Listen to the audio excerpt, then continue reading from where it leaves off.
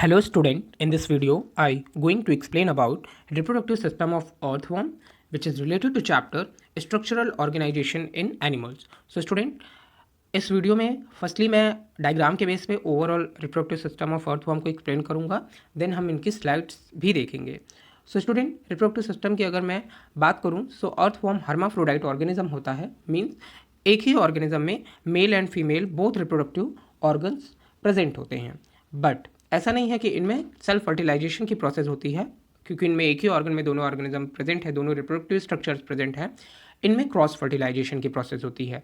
Means यहाँ पे 2 earthworm की रिक्वायरमेंट्स होगी फर्टिलाइजेशन प्रोसेस में. सो स्टूडेंट, एक स्पेशल थिंग है यहाँ पे कि जो भी अर्थवर्म्स हैं उनमें male reproductive part female reproductive part से पहले ही डेवलप हो जाता है. सो अंडरस्टैंड करेंगे डायग्राम के बेस पे. So student, here first thing male reproductive organs के यहाँ को मैं यहाँ पे एक्सप्लेन करूँगा. After that I explain about female reproductive parts of earthworm.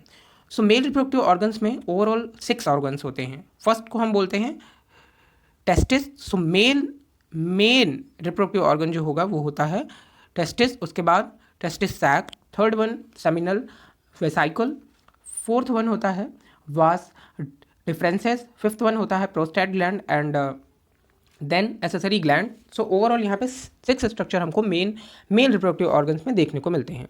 Testis की बात करेंगे. सो डायग्राम में आप देख पा रहे हैं ये है टेस्टिस का स्ट्रक्चर, जो कि मोस्टली 10 एंड 11 सेगमेंट्स में प्रेजेंट होते हैं. ये 2 पेयर में होते हैं. मीन ओवरऑल 4 टेस्टिस प्रेजेंट होते हैं अर्थवर्म के केस में.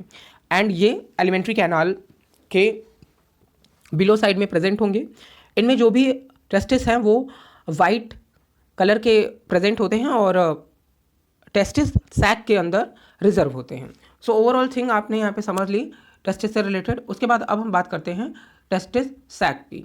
ये वे स्ट्रक्चर हैं जिनमें टेस्टिस प्रेजेंट होता है. आफ्टर दैट इनके अगर सेगमेंट्स के बारे में हम समझेंगे. सो सेगमेंट मोस्टली हम लोग बोलते हैं कि ये 11 एंड 12 सेगमेंट्स जो हैं प्रेजेंट, उनमें टेस्टिस सैक प्रेजेंट है. और हमने पहले ही ये बोला कि जो भी 10 एंड 11 सेगमेंट्स हैं उनमें ही प्रेजेंट होते हैं हमारे टेस्टिस के स्ट्रक्चर, और इसी में इनक्लोज्ड होते हैं ये टेस्टिस सैक के स्ट्रक्चर में टेस्टिस इनक्लोज्ड होते हैं. देन अगर हम यहाँ पे 10 एंड 11 सेगमेंट्स की बात करेंगे जिनमें कि हमारे टेस्टिस के स्ट्रक्चर प्रेजेंट हैं, तो जैसे ये 2 पेयर्स में प्रेजेंट थे वैसे ही सेम टेस्टिस सैक भी 2 पेयर्स में प्रेजेंट होते हैं. आफ्टर दैट इसके बाद स्ट्रक्चर जो नेक्स्ट फॉर्म होता है वो फॉर्म होता है सेमिनल वेसाइकल का. अब यहाँ पे आप लोग देख पा रहे हैं टेस्टिस सैक के बाद यहाँ पे एक स्ट्रक्चर दे रखा है इन्होंने स्पर्मीडुकल फनल्स का. ये क्या होते हैं अगर हम इनकी बात करें. सो जो भी टेस्टिस सैक्स प्रेजेंट होते हैं इनमें 1 पेयर्स में स्पर्मीडुकल फनल्स भी प्रेजेंट होती हैं, जो कि सेमिनल वेसाइकल से ऐड होती हैं. ओके, सो नेक्स्ट स्ट्रक्चर की बात यहाँ पे करेंगे सेमिनल वेसाइकल के स्ट्रक्चर की. ये 11 एंड 12 सेगमेंट्स में प्रेजेंट होते हैं, जो कि एलिमेंट्री कैनाल के बोथ साइड में प्रेजेंट होंगे. एंड इन्हें हम सेमिनल वेसाइकल बोलते हैं. ये जो भी हमारे टेस्टिस के स्ट्रक्चर हैं अर्थवर्म के उससे स्मॉल साइज में होंगे.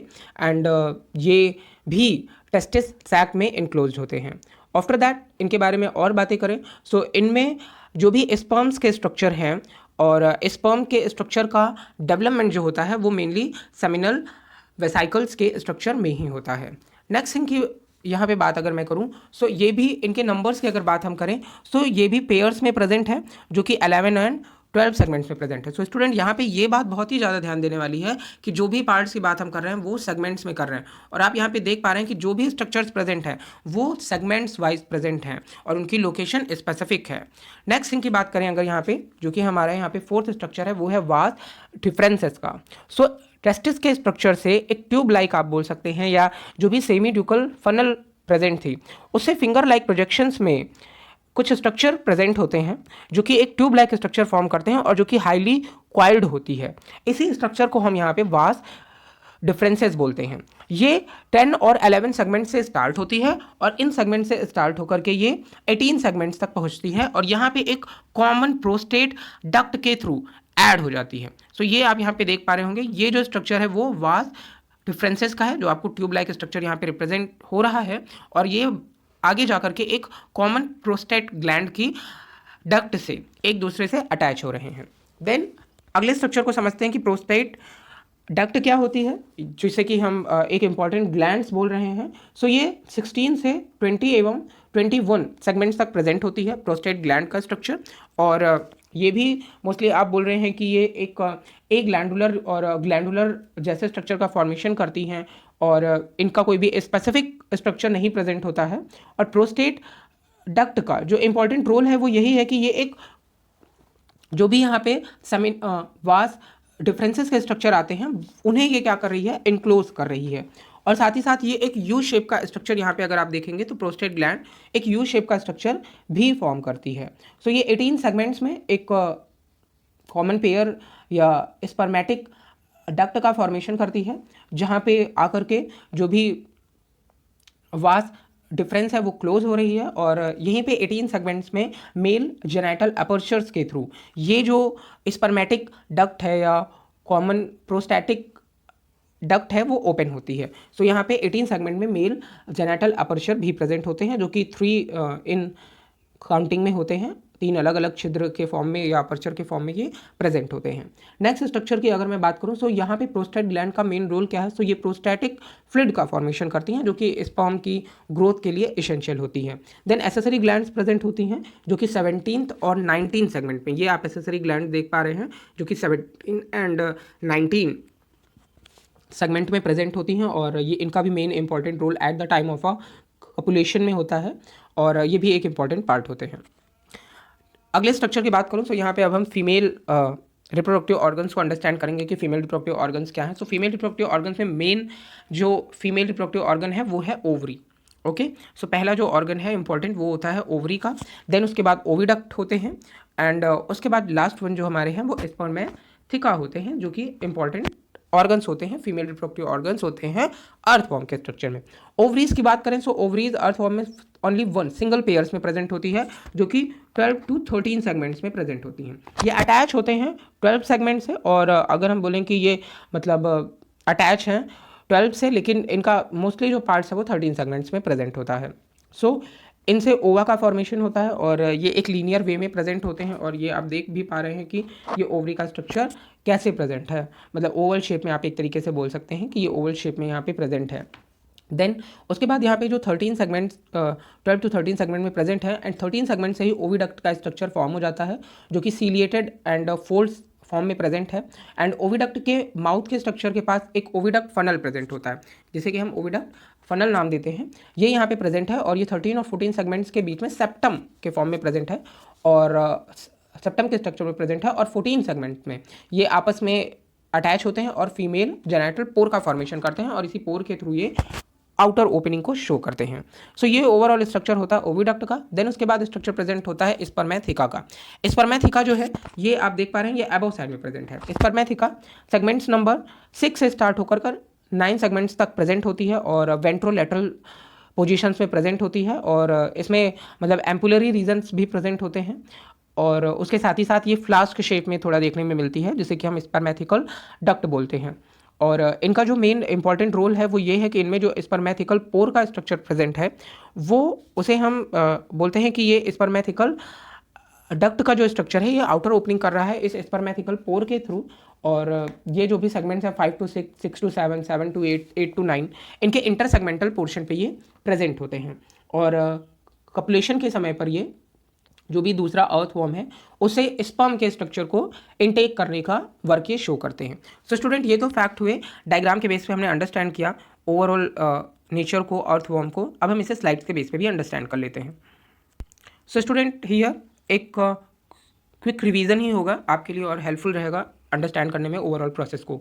सो फर्स्ट स्ट्रक्चर हमने मेल रिप्रोडक्टिव में जो समझा वो टेस्टिस सैक का समझा, जो कि 10 to 11 सेगमेंट्स में प्रेजेंट थे, और इसी के अंदर टेस्टिस के स्ट्रक्चर प्रेजेंट होते हैं।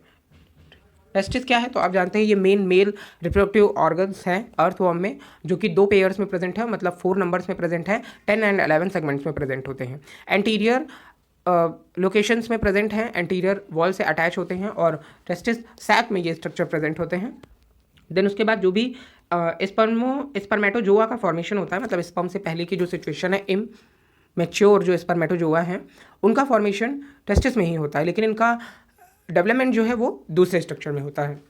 नेक्स्ट यहाँ पे दूसरी बात करें अगर हम, तो अगला स्ट्रक्चर जो है वो है सेमिनल वेसाइकल का, जो कि 2 पेयर्स में प्रेजेंट है, 11 एंड 12 सेगमेंट्स में ये प्रेजेंट होते हैं। नेक्स्ट स्ट्रक्चर होता है सेमिनल फनल का, जिनकी बात हमने की कि ये 2 पेयर में प्रेजेंट है, 10 एंड 11 सेगमेंट्स में प्रेजेंट है। फनल लाइक स्ट्रक्चर होते हैं जिनका मेनली फंक्शन है कि ये वास डिफरेंस से अटैच है। वास डिफरेंशिया के बारे में आप जानते हैं, ये 2 पेयर में प्रेजेंट हैं और ये अटैच होते हैं सेमी ड्यूकल फनल के स्ट्रक्चर से वास डिफरेंसेस में। एंड देन ये 18 सेगमेंट में प्रेजेंट है, 18 सेगमेंट से स्टार्ट 18 सेगमेंट्स में ये ज्वाइन होते हैं प्रोस्टेट ग्लैंड्स के थ्रू। एंड उसके बाद जो इनका इंपॉर्टेंट रोल है वो ये है कि ये जेनाइटल अपर्चर को शो करते हैं। नेक्स्ट थिंग यहाँ पे समझेंगे, अनदर थिंग स्टूडेंट, हमने यहाँ पे प्रोस्टेट के बारे में समझा था, प्रोस्टेट ग्लैंड के बारे में समझा था कि प्रोस्टेट ग्लैंड जो है एक पेयर में प्रेजेंट है अर्थवॉर्म के स्ट्रक्चर में, अर्थवॉर्म की बॉडी में। एंड 21 सेगमेंट्स तक, 16 to 21 सेगमेंट्स तक ये प्रेजेंट होते हैं। एंड इनका मीडियम है, मतलब ये एक मीडियम प्रोवाइड कर रहे हैं, फ्लूइड प्रोवाइड कर रहे हैं, जो कि स्पर्म के मूवमेंट में या स्पर्म के ट्रांसफर करने में हेल्प करते हैं। एसेसरी ग्लैंड्स भी प्रेजेंट होती हैं, जो कि 17th और 19 सेगमेंट्स में प्रेजेंट होती हैं, 2 पेयर में प्रेजेंट है। ये भी सक्रीट करती हैं कुछ फ्लूइडिटी या लिक्विड सब्सटेंस का, जो कि सपोर्ट करता है कॉपुलेशन की प्रोसेस के टाइम पे, जब 2 अर्थवॉर्म कॉपुलेशन को शो करते हैं।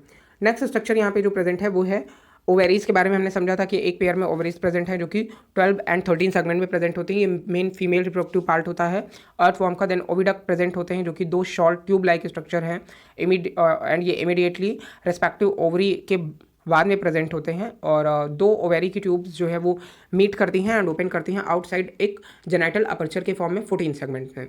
आफ्टर दैट जो ओवा के स्ट्रक्चर हैं वो ओविडक्ट से ही रिलीज होते हैं एंड देन वो आउटसाइडली फॉर्म होने के बाद कोकून के स्ट्रक्चर में को फॉर्म करते हैं। एंड देन उसके बाद हमने स्पर्मेथिका के स्ट्रक्चर को समझा कि ये जो प्रेजेंट है वो 4 पेयर्स में प्रेजेंट होता है, 6, 7 एंड 8, 9 सेगमेंट्स में प्रेजेंट होता है। और ये स्पर्मेथिका पोर्स का फॉर्मेशन करते हैं, जो कि सेपरेट होते हैं ऊपर प्रेजेंट सेगमेंट्स के थ्रू। सो ये थिंग्स थी, और ये भी हेल्प करता है कॉपुलेशन के टाइम पे, दैट मीन फर्टिलाइजेशन के टाइम पे अर्थवॉर्म पे। स्टूडेंट, फर्टिलाइजेशन को समझेंगे तो फर्टिलाइजेशन जो एक प्रोसेस है वो जब 2 अर्थवॉर्म के स्ट्रक्चर डेवलप हो जाते हैं, मैच्योर हो जाते हैं, तो उनके बीच में होता है। एंड यहाँ पे आप देख पा रहे हो कि ये इनकी लोकेशन कैसे है, ये कैसे स्ट्रक्चर यहाँ पे फॉर्म करते हैं। एक अर्थवॉर्म दूसरे अर्थवॉर्म के एकदम अपोजिट साइड में प्रेजेंट रहेगा, मीन्स कि एक का मेल रिप्रोडक्टिव पार्ट दूसरे के फीमेल रिप्रोडक्टिव पार्ट्स के पास, और दूसरे का फीमेल रिप्रोडक्टिव पार्ट पहले वाले के मेल रिप्रोडक्टिव पार्ट्स की तरफ होना चाहिए। ऐसी पोजीशन ये शो करते हैं। इन पोजीशन को हम एक स्पेसिफिक वर्ड भी बोलते हैं, जिसे हम बोलते हैं जक्स्टा पोजिंग। ओके, सो ये जो पोजिंग है वो क्या है, जक्स्टा पोजिंग होती है कि ये एक दूसरे के गोनेडल ओपनिंग की तरफ प्रेजेंट होते हैं। देन यहाँ पे मैच्योर और जो भी स्पर्म एंड एग का स्ट्रक्चर है, न्यूट्रिटिव फ्लूइड है, वो यहाँ पे फॉर्म होता है और कोकून में डिपॉजिट होता है, जो कि क्लाइटेलम के स्ट्रक्चर है। क्लाइटेलम का स्ट्रक्चर इन्हें फॉर्म करेगा। फर्टिलाइजेशन की प्रोसेस के बाद कोकून का जो स्ट्रक्चर है वो डिटैच हो जाएगा, सॉइल से सॉइल में आ जाएगा, इन अर्थवॉर्म की बॉडी से निकल जाएगा, रिमूव हो जाएगा। एंड देन उसके बाद उसमें जो ये ओवा के स्ट्रक्चर हैं वो फर्टिलाइज होंगे। मीनिंग ये कि जो ओवा और स्पर्म के स्ट्रक्चर हैं वो कोकून के स्ट्रक्चर में फर्टिलाइज हो रहे हैं, लेकिन अर्थवॉर्म की बॉडी के अंदर नहीं हो रहे हैं। देन कोकून जो है वो वॉर्म के एम्ब्रियो को भी होल्ड करता है। एंड आफ्टर 3 वीक के बाद इनसे 2 या 20 बेबीज जो है वॉर्म के वो फॉर्म होते हैं, और इनमें जो डेवलपमेंट की प्रोसेस है अर्थवॉर्म में वो डायरेक्ट होती है, मीन्स यहाँ पे कोई भी लार्वल सिचुएशन नहीं फॉर्म होती और न्यू ऑर्गेनिज्म फॉर्म हो जाता है। सो आई होप स्टूडेंट आप इन थिंग्स को अंडरस्टैंड कर पाए होंगे, male and female reproductive organs को समझ पाए होंगे, एंड फर्टिलाइजेशन की प्रोसेस को भी समझ पाए होंगे। Thank you.